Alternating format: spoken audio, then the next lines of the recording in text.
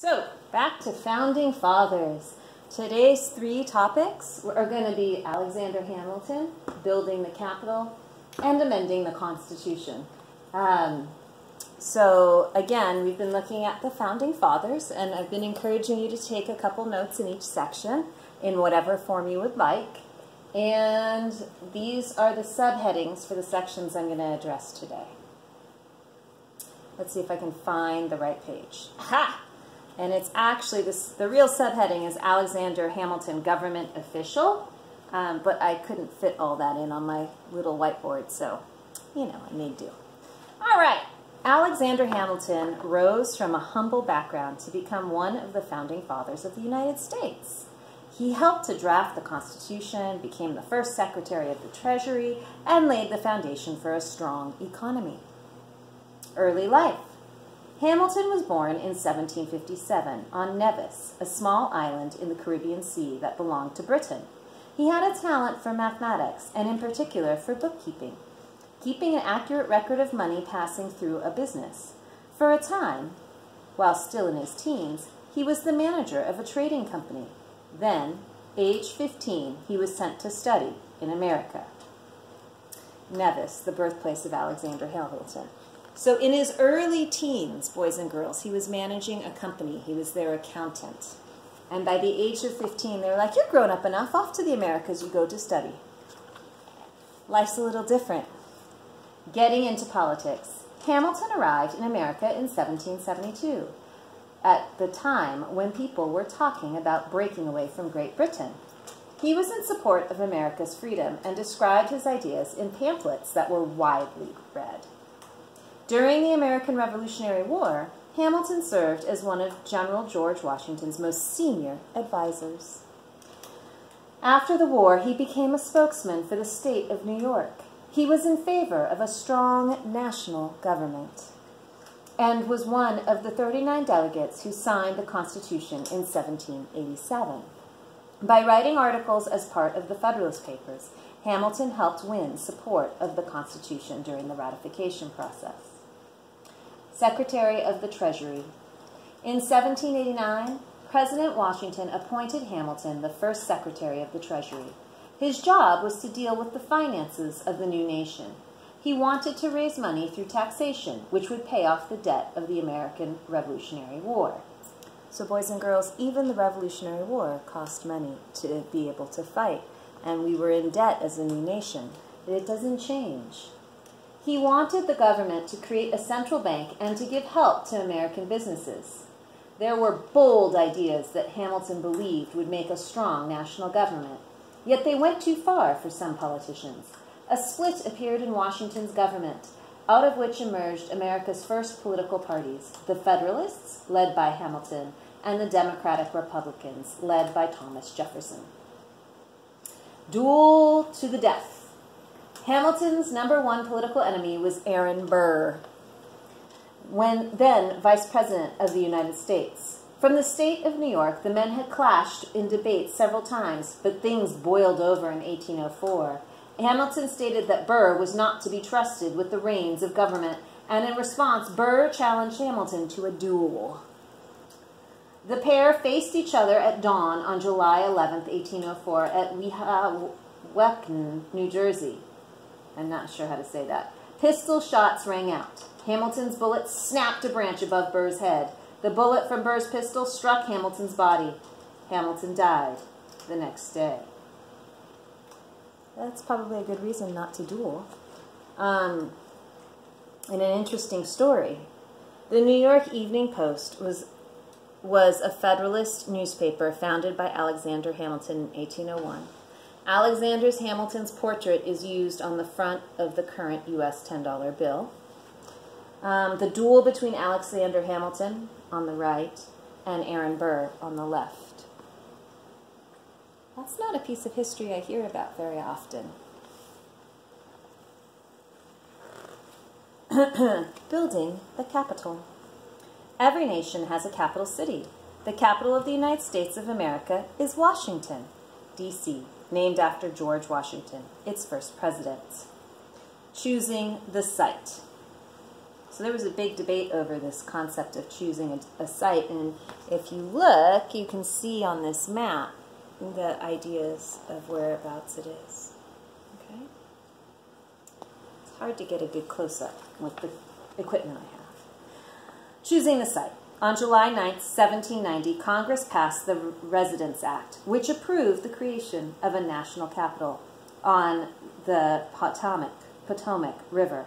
It was to be built in what was then the middle of the country, as the 13 original states ran along the eastern coastline. Maryland and Virginia had donated land for the capital, and to avoid either state claiming that Washington was within their state boundaries, the capital was given its own territory, named the District of Columbia, as a reference to the explorer Christopher Columbus. Marking the boundaries, the city was to be built in a square with 10-mile-long, 16-kilometers-long sides. The key buildings of the government would be built within its borders. Before anything could be built, the land had to be surveyed. A team of surveyors marked out the boundaries of the new capital, placing sandstone boundary markers every mile along the sides of the square, planning the city. In early 1791, President Washington appointed Pierre Charles L'Enfant, a civil engineer, to draw up a plan for the capital. Born in France, L'Enfant had moved to America in his 20s. In the L'Enfant plan, Washington was to have a grassy mall running through its center. On either side would be rectangular city blocks with wide avenues. Among the key buildings would be the President's house, the White House, and a building for the government to meet in, the Capitol. L'Enfant in French, I believe, means child, so it's kind of interesting that that's his last name and he designed our Capitol. The first known photograph of the White House taken in 1846, and there's Pierre L'Enfant. And let's see, Washington laid out on a grid pattern of streets. The city plan was designed by Pierre Charles L'Enfant and was known as L'Enfant Plan. And so they have it kind of dissected for you down here. I pray heaven to bestow the best of blessings on this house and all that shall hereafter inhabit it. May none but honest and wise men ever rule under this roof.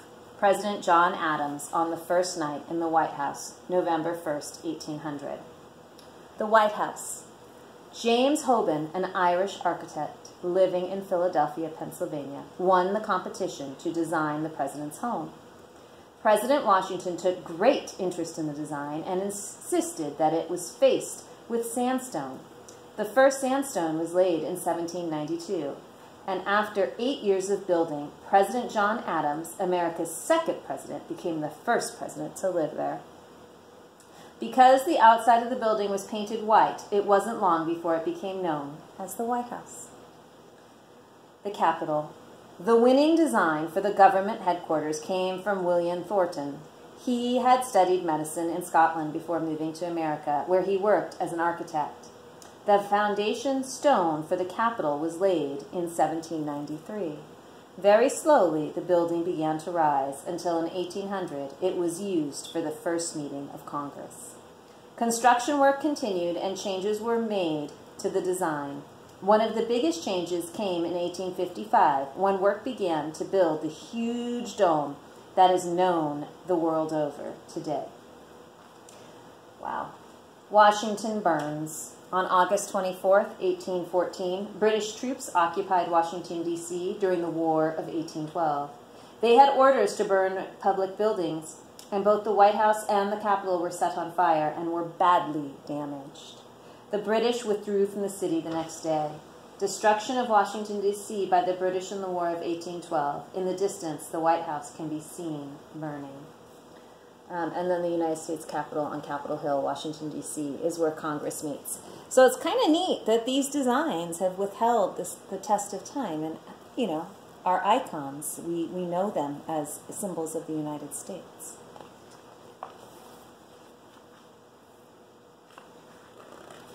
Amending the Constitution. And amending means to fix, right?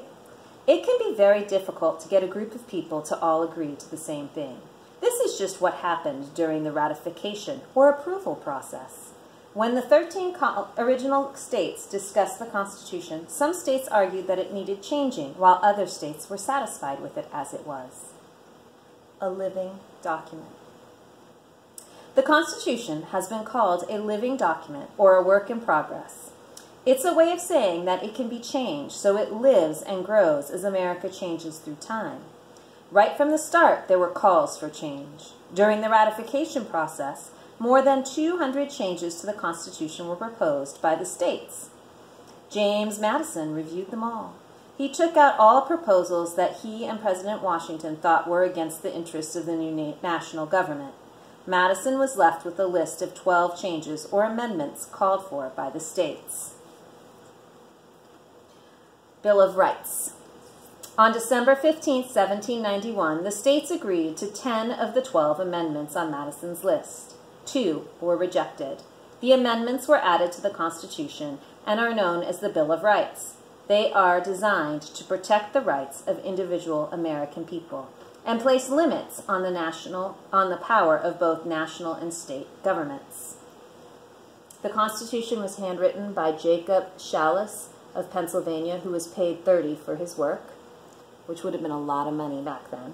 The Bill of Rights of 1791 did not apply to all Americans, as it was designed to protect land-owning white men only. Black people, Native Americans, and women had to fight for equal rights. Their struggles for equality continued for the following 130 years and today. James Madison, addressing the Virginia Constitutional Convention at Richmond, 1829. Madison, who was then aged almost 80, spoke against giving slaves in Virginia the right to vote. Oh dear. I wish the plan was prefaced with a Bill of Rights, and I would second a motion if made for the purpose. It would give great quiet to the people. George Mason, Virginia delegate to the Constitutional Convention. And then let's see. The first 10 amendments. First Amendment. All U.S. citizens have the right to freedom of speech, to practice their chosen religion, and to protest peacefully.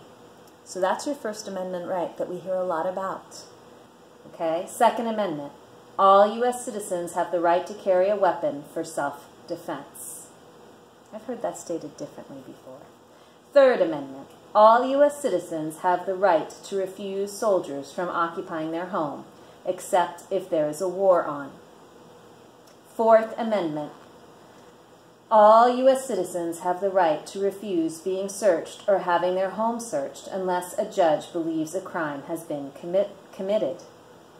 Fifth Amendment. All U.S. citizens have the right to a fair trial and cannot be tried for the same crime twice. Sixth Amendment. All U.S. citizens have the right to a public trial, a lawyer to assist them to know what they are accused of, and a jury of ordinary citizens from their own area. Seventh Amendment. All U.S. citizens have the right to a jury in a civil case, a law case between two people. Eighth Amendment. All U.S. citizens have the right to a fair and reasonable punishment if convicted of a crime. Ninth Amendment. All U.S. citizens have the right to other rights that are not listed in the Constitution. 10th Amendment. Rights that are not covered by the Constitution can be made by the individual states or the people. So we could continue to build our rights in. A commemorative $5 coin featuring James Madison and the Bill of Rights. So here we go. And then, I think I read all the other little bits. Yes. Okay. So that is it for today. I would encourage you to read other versions. These are kind of summarized Bill of Rights. They aren't in the original language.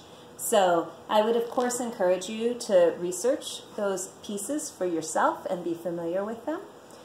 Because we all have a civic responsibility to understand what rights we have and the rights of other people so we don't tread upon them. All right, I'll read you another section another day. I hope you have some good thoughts from that. Take care. Bye.